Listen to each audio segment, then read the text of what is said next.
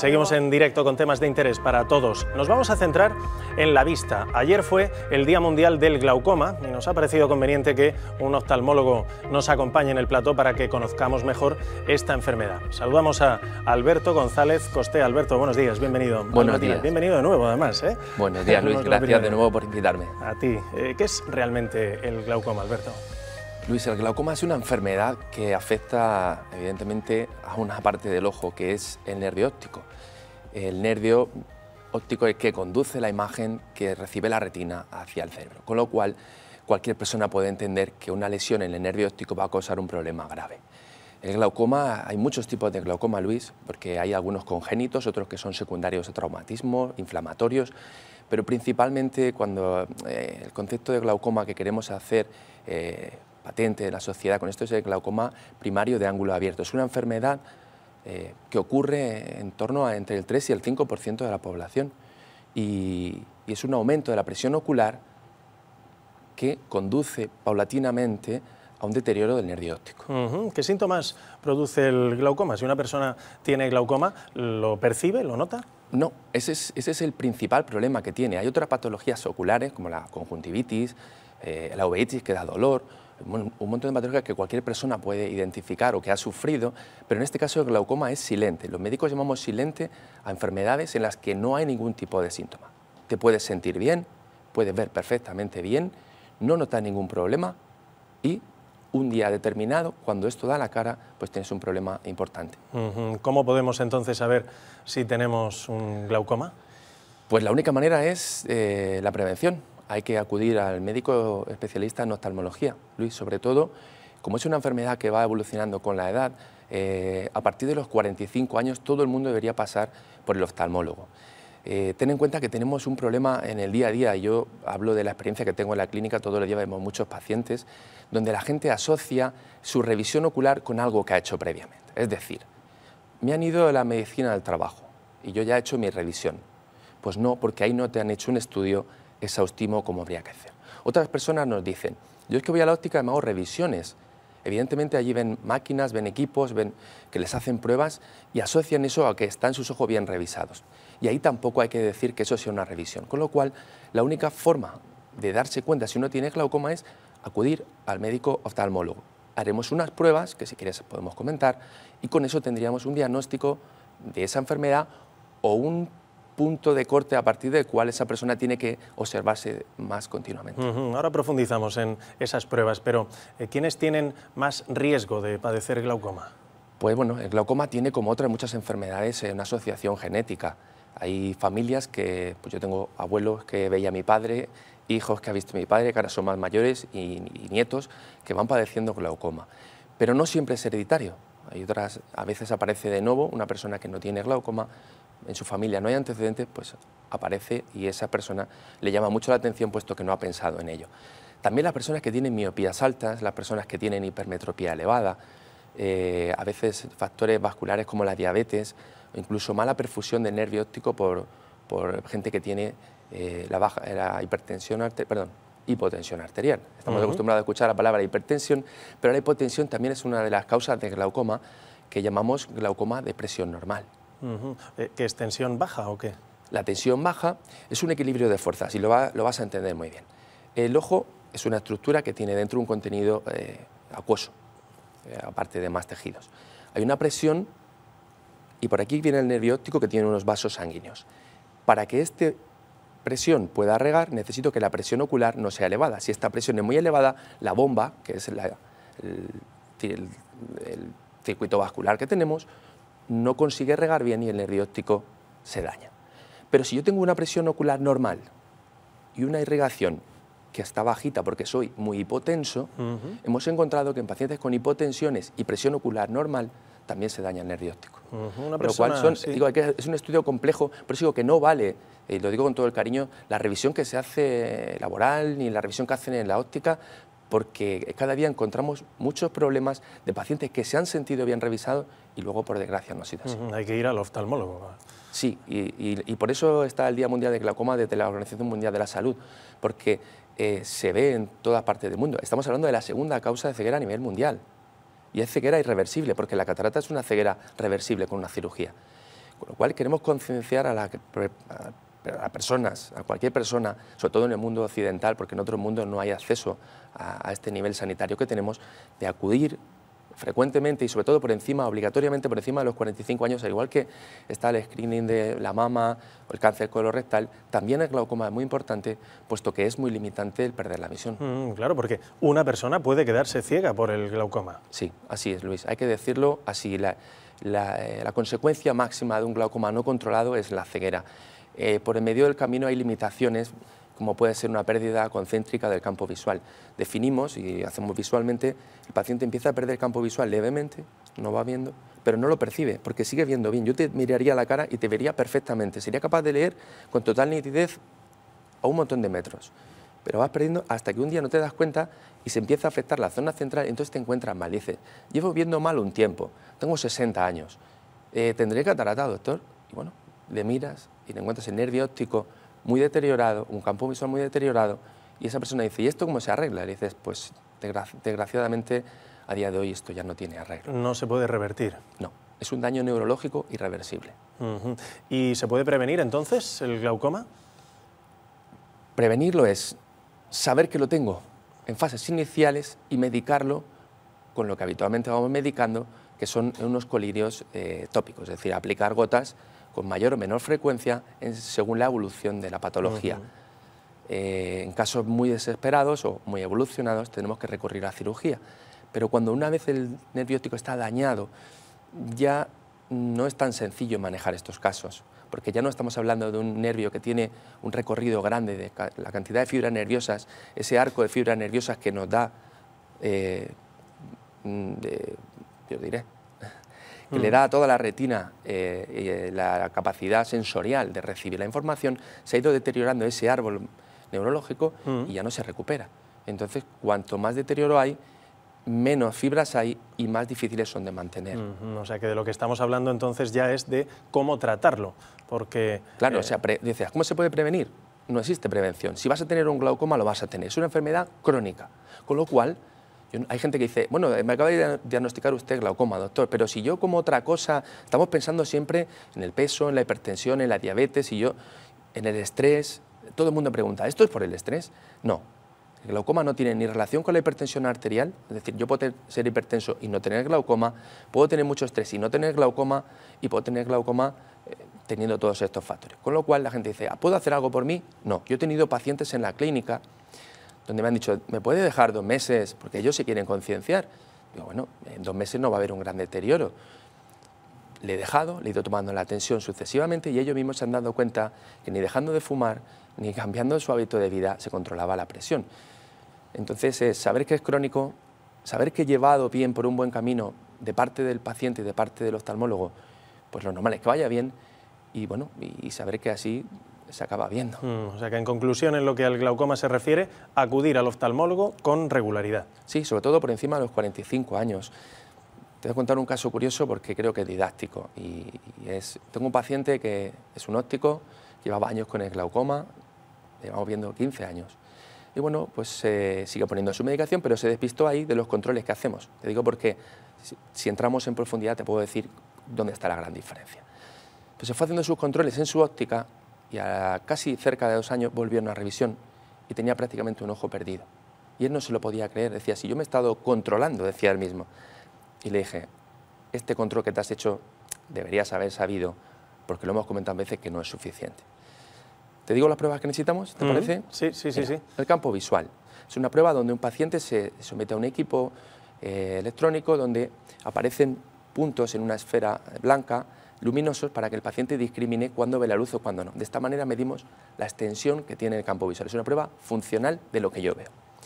Otra prueba que hacemos es un escáner del nervio óptico. Ahí no tengo que hacer una especial valoración. El nervio óptico tiene una capa de fibras, el escáner la mide, separa las capas de la retina y me dice si la cantidad de fibras nerviosas que tiene son normales o patológicas. Prueba una subjetiva, una objetiva. Otra, el oftalmólogo tiene que valorar el nervio óptico cuando aparece en el fondo del ojo. Y hacemos una foto para ir controlando. Son pequeños cambios, estamos hablando de una enfermedad de años. También medimos el espesor corneal. El espesor corneal está también alterado en pacientes que se han operado de cirugía láser. Con lo cual, hay muchos pacientes que se operaron, eran miopes, tienen factor de riesgo por la miopía, tienen 45 o 50 años, ya no van a ninguna revisión porque piensan que ya se quitaron la gafa y no necesitan de nada, tienen una córnea más fina y está haciendo una mala estimación de la presión con cualquier equipo. Y la última prueba que hacemos es tomar la presión ocular con un aparato que se hace manual, bajo anestésico, que no molesta, que para el paciente es una prueba muy cómoda, pero es el gold estándar, la prueba que nos daría realmente la presión ocular al margen de la que estamos habituados que nos hagan en la óptica o en el trabajo, que es un aparato que sopla. Entonces, con eso, por eso tengo que decir que no es que vaya al oftalmólogo, sino porque tenemos una batería de pruebas muy compleja, que es la que nos va a hacer el diagnóstico diferencial del glaucoma. Por lo tanto, es recomendable hacerse revisiones periódicamente, aunque no usemos lentes, claro, gafas, ¿verdad? Claro, evidentemente. Use gafas o no use gafas, el ojo está sometido a los mismos riesgos. Si tienes antecedentes o tienes antecedentes personales, es decir, si soy miope, si tengo una cámara anterior muy estrecha, tendré que llevar más control. Yo personalmente, cuando viene un paciente a un tipo de consulta de 45 años, me dice, estoy preocupado de glaucoma. Pues yo le hago un control y si veo que está todo muy bien y con mucho margen de seguridad, pues le invito a venir en 2 años, no le necesito ver 6 meses. Hay personas que están cerca del límite o donde alguna de las pruebas creo que están borderline y le digo no te descuides porque no tengo todas las garantías contigo. Hoy precisamente pues estamos haciendo, como ayer fue domingo, tenemos la clínica, una jornada de puertas abiertas para cualquiera que se quiera controlar la presión ocular con el oftalmólogo, puede ir que de modo desinteresado, gratuito, les recibiremos a todos amablemente para tener un punto de referencia de su presión. En la calle Jaime I, en la avenida sí. Jaime I el Conquistador. ¿A qué edad deben los niños someterse a revisiones oftalmológicas de la vista? Bueno, por empezar con el glaucoma, el que nace con glaucoma es un niño que ya empieza a tener algún tipo de problemas y damos unas señales por algún padre que lo pueda estar escuchando y le pueda interesar. La córnea, el ojo es muy elástico en un niño y la córnea se va haciendo más grande. Vemos un ojo que va siendo cada vez de más tamaño. Un hijo tiene ojos muy grandes que van creciendo, es un signo de alarma muy importante y otro que se pone la córnea blanca. Pero dejando al margen el glaucoma congénito, que gracias a Dios es muy infrecuente, pues estaríamos hablando de los 4 años, 3,5, 4 como punto de corte imprescindible. Todos los niños deberían pasar a los 3,5, 4 por el oftalmólogo sin lugar a dudas. Por el oftalmólogo, insisto, igual que decíamos que a los 45 hay que pasar, a los 4 también. Son puntos de corte que en todas las guías, europea, americana, un montón de guías mundiales, se coincide que ese punto debe ser insalvable. Aprovechando que está aquí esta mañana, vamos a preguntarte, que nos conocemos desde hace ya unos cuantos años, alguna cosa más. ¿Qué sugieres a quienes están pegados a la pantalla del ordenador un montón de horas al día, prácticamente todo el día? Casi todo el mundo, ¿verdad, Luis? Ahora hoy día es habitual los dispositivos de ordenador y cuando dejamos el ordenador piensa que nos vamos luego a los dispositivos móviles, que es todavía más cerca. Pues se recomienda hacer descansos. Si empiezo a notar el ojo pesado o cansado, aunque tenga una carga de trabajo, igual que se recomienda levantarte, sentar bien, mirar un poco por una ventana. El mejor consejo para un ojo es, dejo de hacer mi actividad cotidiana, me voy a una ventana, me pongo a mirar el infinito. Yo siempre les pido, te pones una canción, que son más o menos 3,5 minutos, 4, un par de canciones, y luego vuelves a trabajar con toda la normalidad que te va permitiendo el día a día. Si los ojos te protestan, no estás incómodo, los tienes rojos, tienes sensación de pesadez, no está de más hacer una consulta porque hay defectos de graduación no conocidos. Si yo no sé que tengo un defecto de graduación, cuando forzo los ojos me van a dar señales de alarma, que yo puedo pasar desapercibido por el día a día, por la carga de trabajo, pues bueno, sigo, pero luego el ojo pasa a su factura y dice, oye, me duele la cabeza. Todo, creo que cada uno se puede un poco hacer la idea. Tú seguro que estás mucho tiempo entre ordenador y luego las redes, que eres bastante activo, también te llevará el móvil tiempo. Sí, o sea que la recomendación es la misma también para quienes del ordenador pasan luego a la tableta o al teléfono. Y sobre teléfono. todo la distancia. Hay gente que lo hace cuando está en la cama, tiende a ponerse excesivamente cerca. Yo en la consulta les pregunto, bueno, coge el móvil, sobre todo la gente muy joven, y se ponen aquí. Digo, ¿qué estás viendo? Te hago para que sea muy visual, digo, estás a menos de 20 centímetros, estás muy cerca, debes estar, la distancia de lectura, el punto próximo debe ser 35 centímetros. Entonces, una posición donde el codo más o menos queda a 90 grados y estemos ahí. esa posición hace que el ojo tenga menos esfuerzo que forzar directamente a 20 centímetros. ¿Cuáles son, doctor, las patologías más comunes que usted ve a diario en la clínica? Tenemos la suerte de que tenemos una clínica tantos años integral, pues empezamos desde niños hasta pacientes más de 100 años, Luis. Desde personas que se quieren quitar las gafas con láser, que vienen y confían en nosotros, hasta personas que quieren llevar su gafa, porque te sorprenderá que operamos a personas de catarata y dices, doctor, yo que quiero seguir llevando gafas. Cuando uno de nuestros principales caballos de batalla es dejar a la gente prácticamente sin graduación en lejos y cerca, me dice, no, es que yo llevo toda la vida así, yo no me conozco, mi mujer no me va a conocer. Entonces, desde poner gafas, quitarlas con láser, operar una catarata, ver un niño, hacer una obstrucción. Yo tengo un sesgo porque realmente en la clínica tenemos cualquier tipo de patología, entonces tantos años y tantísimo número de pacientes, no te diría que haya una frecuencia mayor. Evidentemente, pues si vamos por grupos de edad, pues en los niños empiezan la miopía, los defectos de graduación. Si nos vamos al que no ha tenido defecto, pues en la adolescencia, en la universidad, hay gente que empieza que no ve bien las presentaciones, que no acaban de estar cómodos. El siguiente punto de corte, las personas de presbicia, 40-45, personas que consultan por una dificultad que antes no han tenido a lo largo de su vida y nunca han necesitado un oftalmólogo. Si seguimos hacia adelante, pues personas que se preocupan de glaucoma por antecedentes. Seguimos avanzando en la edad, vamos a sexta década de la vida, el inicio de la catarata, y por encima de ahí pues las asociadas a la edad, como la degeneración macular, personas que por desgracia tienen un deterioro prematuro de la retina y les limita sensiblemente la visión, con lo cual ahí consultan por pérdida de visión. ¿Y qué es lo último en avances de la ciencia para la oftalmología?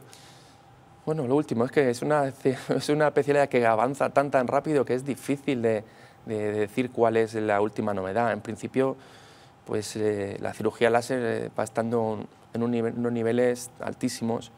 A día de hoy la precisión que tienen los láseres, el último láser que tenemos, la precisión es que trabajamos con micra, Luis. Una micra, hay que saber lo que es dividir 1 milímetro en 100, ahí estamos hablando de micras.